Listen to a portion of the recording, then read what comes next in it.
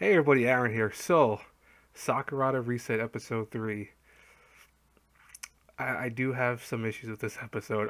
It's not that I don't want to put it out right away that it's like boring. It wasn't per se boring. It was very slow. And I mean, I'm used to kind of Sakura Reset already for the fact that it's a slow type of show. It's a slow narrative type show, and I have no issue with that.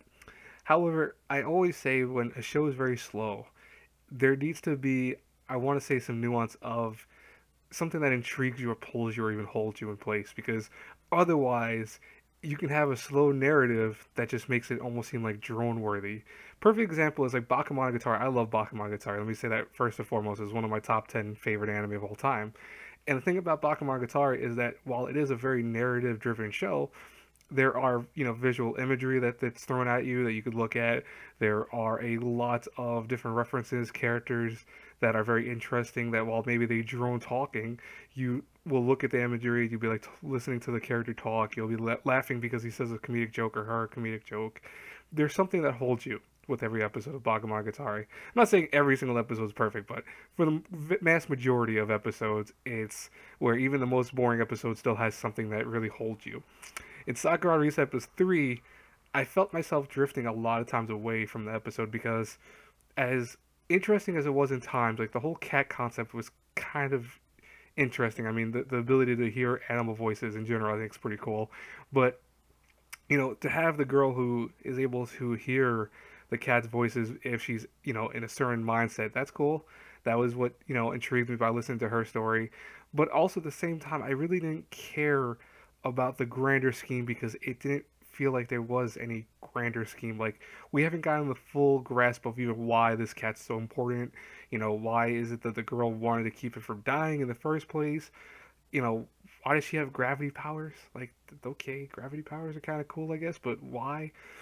There's a lot of things that were not, I think, delved into in this episode, and definitely was probably the weakest episode so far, the 3 episodes. And that's a shame because I know, a lot of people, if they're doing the 3 episode test, this is where they're going to be turning off from the show. And I can understand almost to a point why they would if you don't like the show already for what it is. So I do think that this was a weak episode. For the most part, though, it was still enjoyable in the sense that we're seeing now a more adult Kei and Haruka, or Haruki, excuse me. I don't know why I called her Haruka, but Haruki and Kei have now definitely matured from their original versions. She's more open. Kei is still kind of stoic in his way, but at the same time, he seems like with more of an air of maturity to him, which is kind of cool.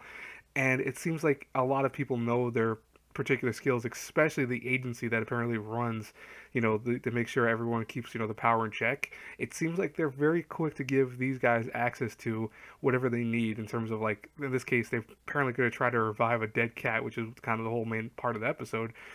They gave him access to it right away. They're like, hey, okay, fine. If you can talk to this person or whatever, you can do it.